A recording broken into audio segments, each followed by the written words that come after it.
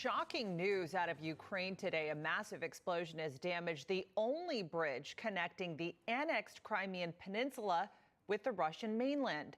The explosion has damaged a key supply route for Moscow in the war. And while Russian officials have said that a truck had exploded, there is speculation that that may not be the case. Joining us now to discuss is former senior naval intelligence officer John Jordan. John, we appreciate you being with us on this developing story. I'm seeing an update here that light traffic has resumed on that bridge hours, of course, after that blast brought down the roadway. So it's been partially reopened. But how big of a blow has this been to the Russian president? In the Russian-speaking world and in Ukraine, this is a really, really big deal. After the annexation of Crimea in 2014, the Russians engaged on a massive construction project to build the 12-mile long bridge, which is the longest in Europe, cost about $4 billion. And President Putin, to great fanfare, was the first person to drive across it. And to many Russians, this is emblematic of the union of Crimea and Russia proper, as it's the only way really to drive across from what was Russia, without going through Ukrainian, what used to be Ukrainian territory. Now it's Russian controlled. So it's a really big deal politically, and Russians are going to look at this, especially on the day after Putin's birthday, and say to Putin, now what? Are you just going to take this? Because if Putin doesn't respond, or there isn't some sort of vigorous response, actually, the Russian elites and Russian people are going to really start to question a lot of what they believed about the war and Russian military capabilities. So really, this puts a lot of pressure on Putin now to do something extreme. And what might that response look like? Well, that becomes a question, right, of what are Russian real military capabilities? And that's a matter of quite a bit of speculation.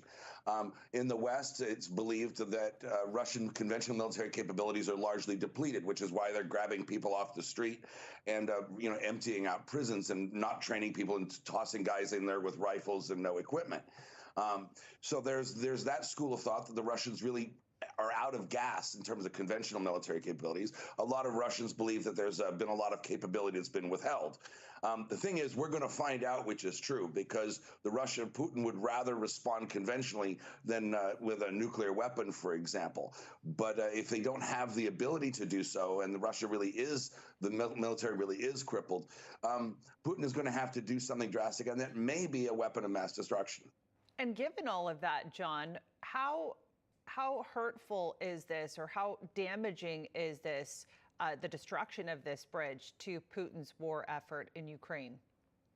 Well, that's the other piece of it, right? It's the personal slap at President Putin and daring him to do something extreme, or exposing him as a weakling to Russians. The other part of this is the main supply route to the Russian 49th Army Group, which is currently pinned between the Dnieper River and Ukrainian forces, while the Ukrainians a little bit further north of coming down the west bank of the Dnieper River in an envelopment maneuver to potentially trap 15,000 to 20,000 Russian troops in the city of Kherson.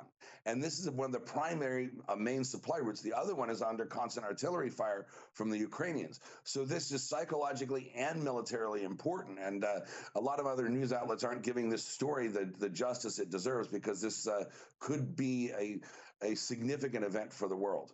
Yeah, and I'm wondering why there is some speculation that exists out there right now, John, that a truck bomb may not have been the cause of this explosion, that it might have been something more sophisticated than that. Is there any evidence that you've seen?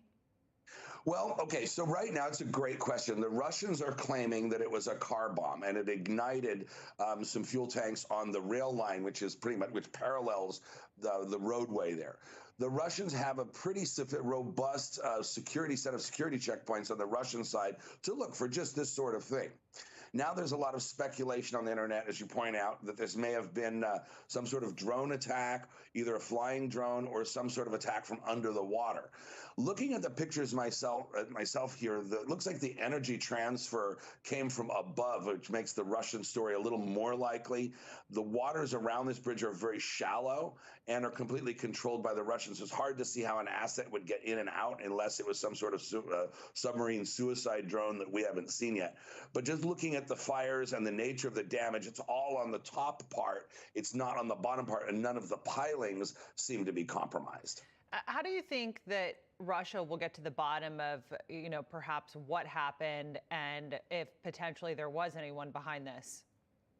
Well, the Russians right now have tracked down the truck that they believe was the one carrying the explosives, and have tracked it down to a region in Russia. And now we're in the process of searching that house and talking to friends and relatives. So the Russians seem to be moving pretty quickly, as one would expect they would in such a high-profile case in running this to earth. Eventually, experts that know more about this than even I do will look at the nature of the explosive damage and be able to say, really, where did it come from? But I'm pretty sure it's going to come from, they're going to say it came from above or on the roadway.